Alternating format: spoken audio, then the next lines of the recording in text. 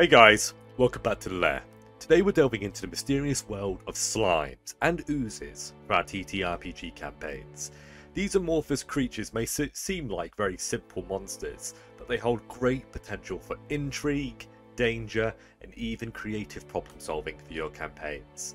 With their unpredictable movements, corrosive abilities, and unique properties, slimes and oozes are not to be underestimated.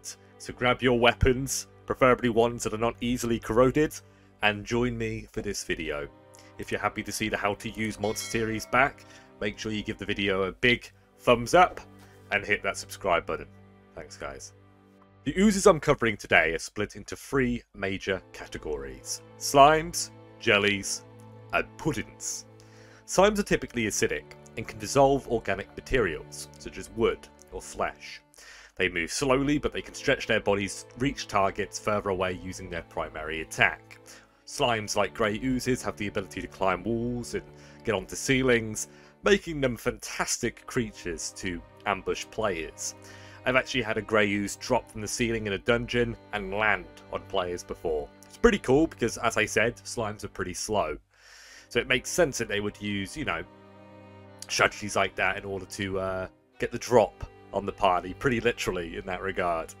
Jellies are also acidic, but they're typically faster and more agile than slimes. They can also split into smaller versions of themselves, depending on the type of jelly we're talking about, when damaged by certain types of attacks. Puddings, on the other hand, are highly corrosive and can typically dissolve metals. Black puddings, which is a specific type of pudding, has an ability called corrosive form, which allows them to damage creatures that hit them with a melee weapon attack. The creature takes acid damage and its non-magical armor corrodes, reducing its AC.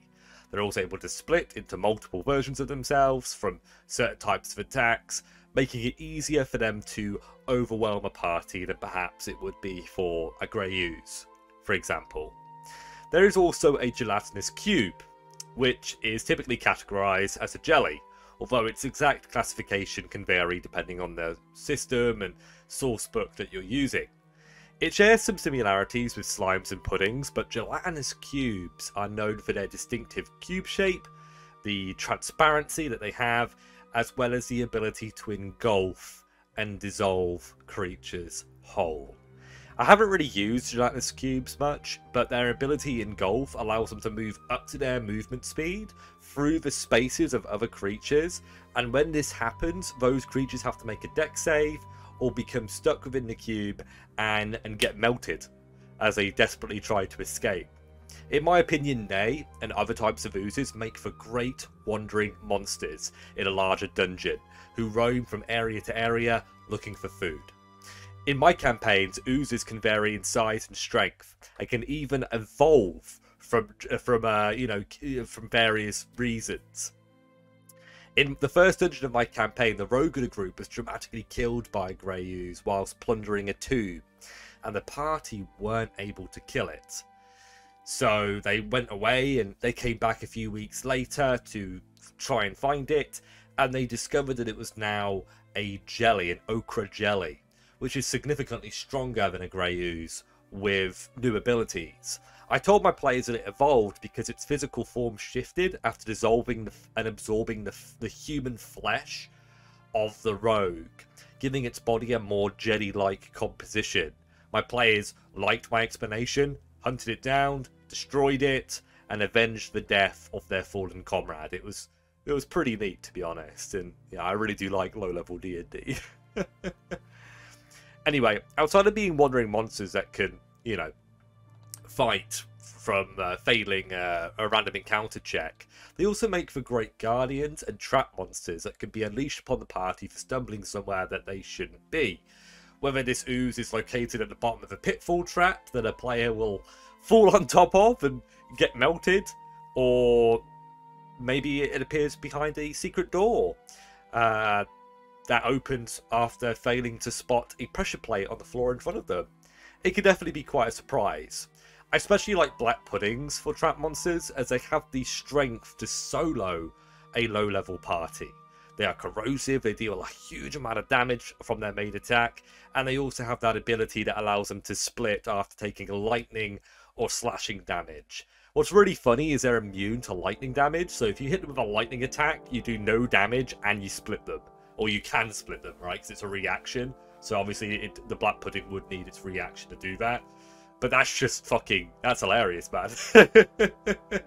Dealing with a pudding that can have anywhere from 85 to maybe 130 hit points is definitely a difficult challenge, especially if it is your group's first time against Oozes.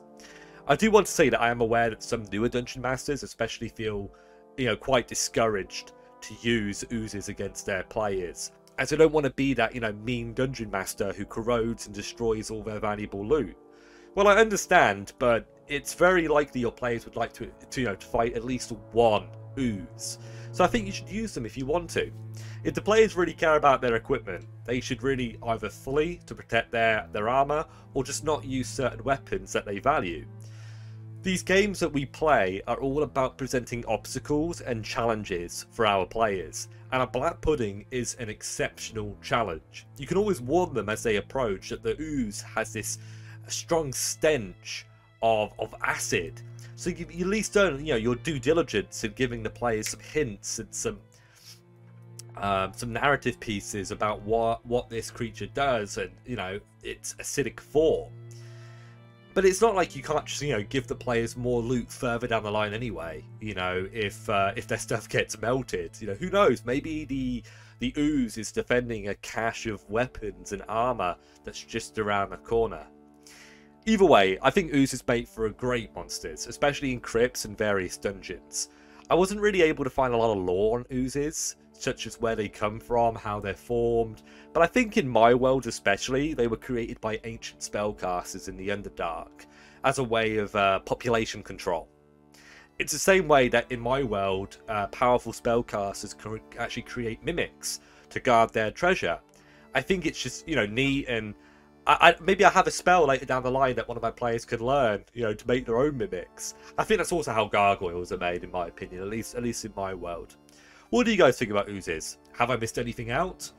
Do you have any cool stories from games with gelatinous cubes, grey Oozes, or black puddings? Let me know in the comments section below. Thanks for watching the video, guys, and I'll see you next time on Loki's Lair. Until then.